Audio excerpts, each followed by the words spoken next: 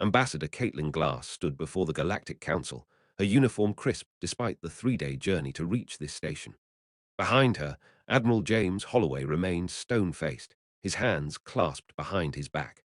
The Council's 12 species sat in their elevated positions, looking down at the humans with what could only be described as bureaucratic indifference.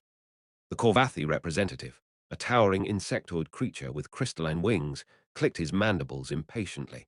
Ambassador Glass, this council has reviewed your complaint. The attack on your medical vessel was regrettable, but the Corthan claim it was a territorial misunderstanding. Caitlin's jaw tightened. She pulled up a holographic display with a sharp gesture. The Mercy's hand was broadcasting medical transponder codes on all frequencies. It was painted white with red crosses, a universal symbol we shared with this council 40 years ago. 23 doctors, nurses, and medical staff were aboard, heading to assist refugees from the Kryn plague outbreak. The Corthan delegate, a serpentine creature whose scales rippled with false concern, raised a clawed appendage. Our defense perimeter was clearly marked. Your vessel entered without proper authorization forms. Protocol states. Protocol. Caitlin's voice cut through the chamber like a blade. Your warships surrounded an unarmed medical frigate and fired 6 plasma cannons into its hull. There were no survivors. There was no warning. There was no territorial boundary in that sector, according to any star chart filed with this council. The Corvathi representative waved a dismissive appendage. We will establish a committee to review the navigational data. These matters take time, Ambassador. Perhaps in 6 to 8 cycles. Admiral Holloway stepped forward, his boots echoing in the suddenly quiet chamber. He placed a data chip on the holographic pedestal. We didn't come here for a committee. The chamber's main display lit up with sensor logs, communications records, and the final transmission from the Mercy's hand. A young nurse's voice filled the speakers. Caitlin let the silence stretch. The Corthan destroyed our ship 47 hours after you granted them protected ancient species status. They believed they were untouchable, and based on this council's response, they were right. The Council Arbiter, a floating gaseous entity contained in a crystalline sphere, pulsed with diplomatic colors. The Corthan are one of the founding species of this council. They have been part of this body for 12,000 years. We cannot simply... 12,000 years, Caitlin repeated slowly. How many wars has this council prevented in that time? How many species have you protected with your treaties and peacekeeping forces? The Arbiter's colors swirled with pride. 732 conflicts resolved. 61 species brought under protective status. Caitlin nodded. And in all that time, how many times has the Council taken military action when one of your founding members committed an act of war? The Arbiter dimmed. Silence filled the chamber. Admiral Holloway's voice carried the weight of a dozen battles. That's what we thought. The Corvathi representative's wings buzzed with agitation. You cannot expect us to sanction a founding member over a single incident. The political ramifications alone, political ramifications. Caitlin's laugh was bitter. We came to you in good faith. We joined this council because we believed in justice, in accountability. We were told that being part of this body meant protection, that the rules applied to everyone equally. She turned, making eye contact with each representative. But you won't touch the Corthan because they're old, because they're powerful, because it's politically inconvenient. The Corthan delegate's forked tongue flickered with amusement. The humans are young. They will learn that idealism has no place in galactic politics. Perhaps this tragedy will teach them proper caution when traveling through space they do not understand. Admiral Holloway's expression never changed, but his eyes promised violence. Oh, we've learned something. Just not what you think. Caitlin closed her holographic display with a gesture of finality. This council has 3 standard days to deliver the Corthan commanders responsible for this attack to human custody for trial. You will provide full reparations to the families of the deceased, and you will formally acknowledge that this was an unprovoked act of war. The Arbiter pulsed with colors indicating confusion and dismissal. Or what, Ambassador? You will leave the council, file more complaints, write sternly worded messages. Caitlin smiled, and it was not a pleasant expression. No, Arbiter, we'll do what humans have always done when institutions fail us. We'll handle it ourselves. The council erupted in cacophony. The Corvathi representative's wings buzzed so loudly the chamber's acoustics struggled to compensate. You dare threaten military action against a council member. We will embargo your worlds. We will revoke your trading rights. Admiral Holloway leaned forward slightly. We're counting on it, actually. Caitlin continued as if there had been no interruption. 3 days. After that, any Corthan military vessel will be considered a legitimate target. Any Corthan world with military installations will be subject to blockade. And any species that provides aid to the Corthan military will find themselves in the same category.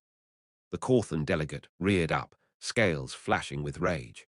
You are 40 systems at most. We have 600 worlds. Our fleet is 10,000 strong. You will be crushed.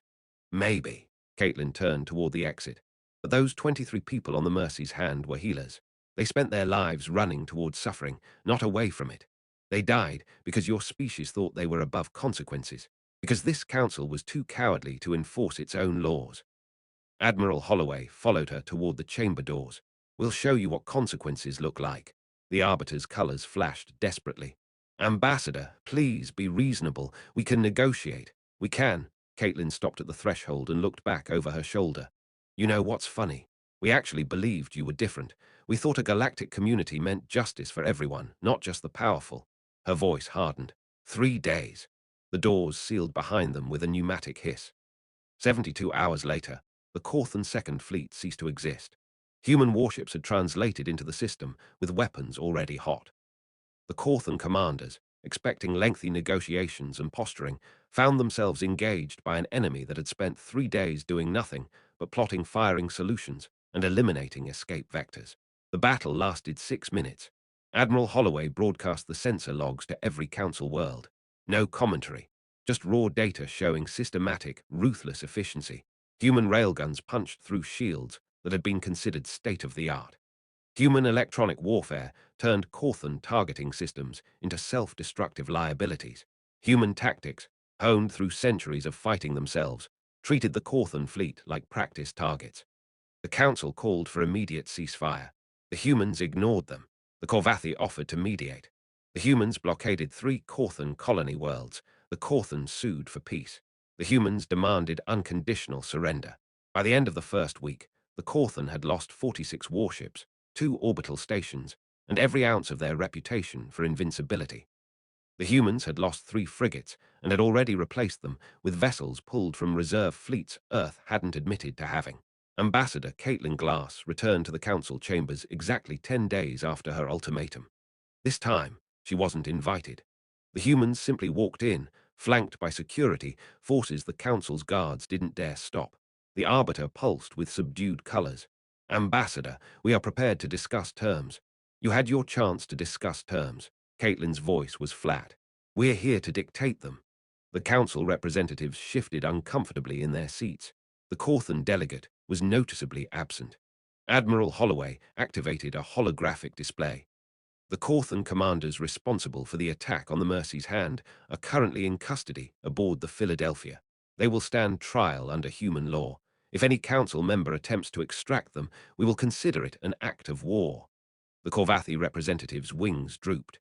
This sets a dangerous precedent. The council cannot function if members simply can't function. Caitlin's eyes were cold. You weren't functioning when we came to you with evidence of murder. You weren't functioning when you prioritized politics over justice. You weren't functioning when you told us to wait for a committee while those killers celebrated their victory. She leaned forward on the podium. Here's your new precedent. Attack humans, face human justice. Protect those who attack humans, face human consequences. The rules apply to everyone or they mean nothing. The Arbiter dimmed. And if we refuse to accept these terms, then we leave the Council, Admiral Holloway said simply. And we encourage every other species that's been bullied by the old powers to leave with us. We'll form our own alliances, our own trade networks, our own defense pacts, Caitlin added, without access to human medical technology, without access to human computing systems, without access to human markets. She paused. Without human protection when the next crisis comes. The silence in the chamber was absolute. The Arbiter pulsed slowly, colors cycling through political calculation and reluctant acceptance. The Council will agree to observe a status at the trials. We will draft new protocols for accountability among member species, and we will formally censure the Corthan for the attack. Not good enough. Caitlin's voice was iron.